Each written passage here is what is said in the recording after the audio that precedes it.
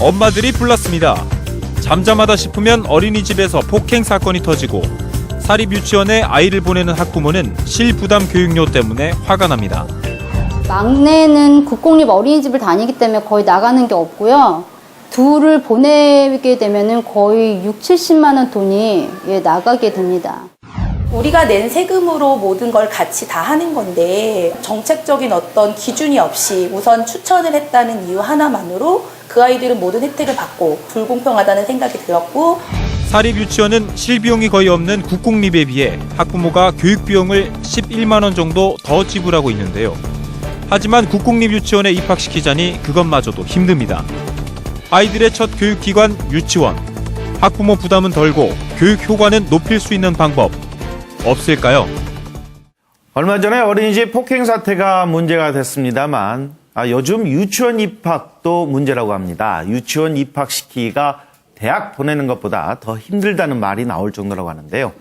이 싼 교육비 때문에 국공립 유치원에 보내고 싶지만 들어가기는 힘들고, 또 사립유치원은 교육비가 너무 비싸 부담이고, 과연 해법은 없는지 이야기 나눠보도록 하겠습니다. 도움 말씀 주시기 위해 자유경제원 현진권 원장, 연세대학교 김정호 교수님 모셨습니다. 안녕하십니까? 네, 안녕하세요. 네.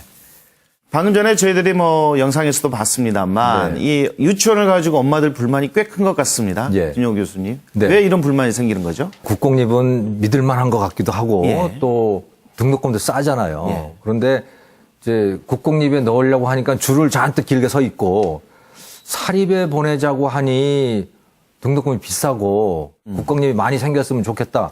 그런데 이제 사실은 이게 어떻게 생각해 보면 진실이 약간은 뒤집힌 것일 수가 있거든요. 1인당 교육비로 따지면 국공립이 사립에 비해서 한 50%가 더 비쌉니다. 그래서 최근 자료에 의하면 국공립 단설 유치원의 경우에 원화 1인당 78만 원이 들어요. 그런데 사립의 경우에는 54만 원이 듭니다. 왜 그렇죠? 그러니까 국공립에서 돈을 많이 쓰는 거예요.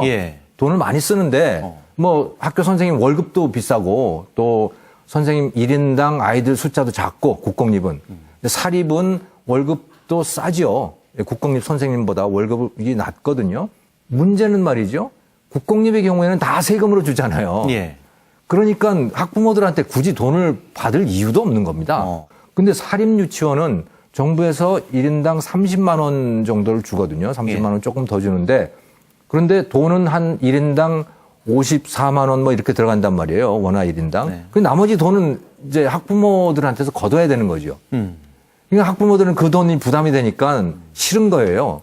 국공립 유치원이 몇 개 안 된단 말이에요. 그렇다면 좀 사립 유치원에 대해서도 조금 지원을 해줘야 되지 않을까요? 유치원에 대해서 정부가 어느 정도 개입해야 되느냐 하는 이런 문제입니다. 기본적으로 지금 정책의 유치원 정책의 핵심은 정부가 대한민국의 모든 그 유치원에 대해서 100% 개입하겠다는 거예요. 자, 100% 개입하면은 다 할 수만 있으면 좋죠. 그런데 이 다 국민 세금입니다. 자, 부잣집 자녀인 경우에 정부가 구태여 세금으로 보조해줄 필요가 없습니다. 자, 다시 말씀드려가지고 민간에서 자율적으로 수요와 공급이 만날 수 있는 이런 부분에 대해서는 정부가 개입할 필요가 없는 것입니다. 자, 그럼 정부 역할이 뭐냐? 다시 말해서 민간이 형성될 수 없는 농어촌, 저소득층 이런 영역에 국공립이 투입돼야 되는 것입니다. 근데 지금은 거꾸로입니다. 부잣 동네에 있어서도 국공립이 있는 것이고 또 국공립이 오히려 싸고 질도도 좋습니다. 그러니까 아무리 부자라도 그런 국공립에 들어가고 싶어 하는 것이죠. 그렇다면 담당인 교육청은 어떤 생각을 가지고 있는지 저희들이 그 이야기를 직접 들어봤습니다. 우선 학부모들이 원하시는 쪽이 이제 구사진이라든가 운영이라든가 이런 쪽을 국공립이 원하시니까 공립을 보내고 싶은데 주의 없다, 아니면 수용하는 인원이 너무 적다는 민원이 굉장히 많으셨어요. 동서유치원 같은 경우는 현재 조합급이나 아니 1학급이 많아서 3세, 4세, 5세 그 연령별로 학급 구성이 안 되고 있거든요. 그래서 이제 유가정 교육을 위해서라도 단설 유치원이 필요하죠. 3세, 5세가 다 다닐 수 있는 유치원 그 학급을 구성하기 위해서는 저희가 이제 그 법적인 유아교육법 안에서의 그 4분의 1 이상의 정원을 확보할 수 있는 유치원을 지을 거는 법적으로 정해진 거기 때문에 어길 수 있는 부분은 아니거든요. 국가가 정말 다 해주면 좋겠습니다만 그 수요를 과연 국가가 제대로 따라갈 수 있을까 사실 좀 그런 걱정도 드는. 국공립을 확대하는 정책은 아주 비싼 정책입니다. 국민들이 세금을 엄청나게 부담해야 되는 정책인데 왜 그러냐면 아까도 말씀을 드렸지만 국공립의 1인당 원화 1인당 교육비가 78만 원이란 말이에요. 사립은 54만 원입니다. 그러면 어차피 이게 무상보육 정책으로 가고 있는 거 아니겠습니까? 국공립에 줄 돈을 사립에 주어서 사립에서 아이들 보육을 시키게 하면 국공립에서 2명 보육할 돈으로 사립에서는 3명을 무료로 보육시킬 수가 있습니다. 돈이 그렇게 하면 같아지는 거예요. 예. 그러니까 국공립을 확대하는 돈에 3분의 2만 가지면 사립에서 완전한 무상보육을 할 수 있다는 것이죠. 예. 그러면 납세자의 입장에서는 당연히 그쪽을 선택해야 되는 겁니다. 그런데 지금은 왜 지금 그 학부모들이 다 국공립만 좋다 그러느냐? 국공립은 100% 다 돈을 세금으로 하는 것이고 사립은 일부만 세금으로 하고 학부모들이 부담하기 때문에 그런 거거든요. 어차피 내가 낸 세금이니까 많이 물론 누리고 싶겠죠. 예. 그러니까 국공립에 줄 그 돈을 가지고 사립에다가 주게 된다면 더 많은 아이들을 완전한 무상보육을 시킬 수 있다는 얘기죠. 근데 이 말 듣다 보면 이게 맨 처음에 국공립 유치원 간 사람은 맨 처음부터 그냥 로또 맞고 들어가는 셈이네요. 그렇죠. 이게 좀 불합리하다는 생각도 그렇습니다. 드는데. 정부가 어느 정도 개입하느냐 하는 이런 문제에 있어서 두 가지 방법이 있습니다. 정부가 직접 들어가가지고 생산하는 방법이 있고 지금 같은 형태입니다. 국공립 유치원을 짓는 것이고 또 하나는 돈만 주는 겁니다. 그러면서 생산은 민간에 위임하는 게 되는 것입니다. 자, 이것이 어느 방법이 더 효과적이냐? 후자가 훨씬 효과적입니다. 기본적으로 국공립에서 직접 이렇게 생산하려면은 이 국공립, 이 공무원 세계라는 것은 원칙에 따라 가지고 규정에 따라서 하면 되는 것이지 생산성을 높일 필요가 없습니다.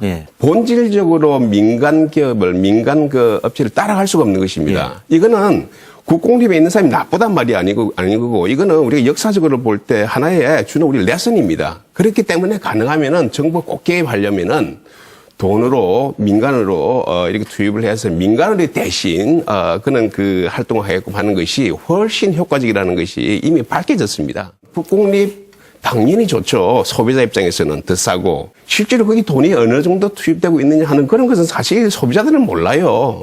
자기 자식 일단 보내는데 돈이 자기한테 어느 정도 부담되느냐 이것만 생각하고 있는 것이거든요. 그렇기 때문에 이런 문제는 어떤 그 소비자들의 부모들의 부담 이런 문제를 떠나가지고 전체 큰 재원이 어떻게 배분되고 있느냐, 그리고 이런 배분을 가지고 얼마나 효과적으로 우리가 생산성을 높일 수 있느냐 하는 이런 관점에서 접근을 해야 되는 것입니다. 해외 사례는 어떤가요, 외국은? 예를 들어 스웨덴 같은 경우는 이제 그 바우처라고 하는 걸 주죠. 사실 우리나라도 바우처를 주긴 주는데 이제 전액을 다 주지는 않는데요. 바우처를 학부모들이 받으면 그걸 가지고 국공립 유치원을 가든 사립 유치원을 가든 그것은 학부모들의 선택입니다. 사실은 우리도 그렇게 돼야 돼요. 우리도 공립도 사실은 바우처를 받아가지고 해야 되는 겁니다. 사립하고 똑같이 경쟁을 해야 되는 것이죠. 그리고 그러니까 특히 이제 그 도시에 있는 공립은 그렇고 그래서 그 바우처의 예외로 삼아야 될 때들은 아주 낙도라든가 그러니까 민간이 들어가서 유치원을 하지 않을 때들 있잖아요. 그런 데는 정부가 돈을 따로 쓰더라도 해야 되지만 그게 아니고 안 그래도 뭐 그 민간이 다 잘할 수 있는 그런 도시에서는 국공립 하면 안 됩니다. 지금도 이미 민간 유치원들이 남거든요. 그러니까 아이들을 못 구해가지고 이제 정원이 모자라는 그러는데 그런 유치원들도 많이 있기 때문에 그걸 사라는 거예요. 정말로 도시에서 국공립을 하고 싶다면 기존의 민간 유치원을 매입을 해서 그걸 국공립으로 전환을 하라는 거죠. 지금 국공립을 새로 하나 만드는데 50억 내지 60억이 듭니다. 뭐 그게 그 대구 같은 데도 그런데 서울은 더 들 거예요. 서울의 정확한 데이터는 모르지만 굉장히 돈이 많이 들거든요. 그것보다는 민간 것을 사서 전환을 하면 훨씬 싸게 그리고 그 민간도 나중에는 그 잘못하면 유령의 집처럼 돼버리는데 그런 일도 방지할 수 있는 거죠. 지금 쭉 이야기를 들어봤었을 때는 국공립을 뭐 확충하려는 뭐 그런 예를 들어서 노력이 필요하지만 그거는 정말로 저소득층을 위한 그런 노력이 필요하고 가급적이면 세금을 효율적으로 사용하는 측면에 있어서는 오히려 사립 유치원 쪽에 좀 더 지원을 해줘서 좀 공평하게 좀 비슷한 돈을 내고 비슷한 교육을 받을 수 있도록 그렇게 좀 도와줘야 된다. 그런 이야기로 좀 해석을 해도 될까요? 그렇죠. 국공립에 쓸 돈을 그것을 바우처로 전환을 해가지고 사립도 똑같이 쓸 수 있게 하라는 거예요. 그래서 지금 그 바우처로 아이 행복카드인가라고 하는 것으로 32만 원씩을 이제 거기 채워주고 그거를 가지고 유치원을 선택할 수 있게 그렇게 해놨거든요. 사립 유치원을. 그걸 국공립에 줄 돈을 그 아이사랑 행복카드에다가 54만 원을 채워준단 말이죠. 네. 그러면 사립 유치원도 다 무료가 됩니다. 예. 그런 상태에서는 국공립과 사립이 똑같이 경쟁을 할 수 있는 거예요. 어차피 다 무료니까. 예. 그런 상태에서 학부모들이 결정하게 하라는 거죠. 네. 그러니까 궁극적으로 유치원에 대한 그 교육 내용의 평가는 학부모들이 해야 된다. 학부모들이 선택을 통해서 해야 된다. 그렇게 생각을 합니다. 네, 알겠습니다. 어쨌든 또 이 국공립 유치원 측 입장에서도 또 반론이 있을 법도 한데요. 그 부분에 대해서는 저희들이 또 반론이 있는 부분은 충분히 반영할 수 있도록 그렇게 하고 좀 더 다양한 사람들이 좀 더 똑같은 조건으로 좀 지원을 받았으면 좋겠다. 좀 그런 이야기로도 좀 해석이 되는 것 같습니다. 네. 오늘 말씀 고맙습니다. 네, 감사합니다. 네, 감사합니다.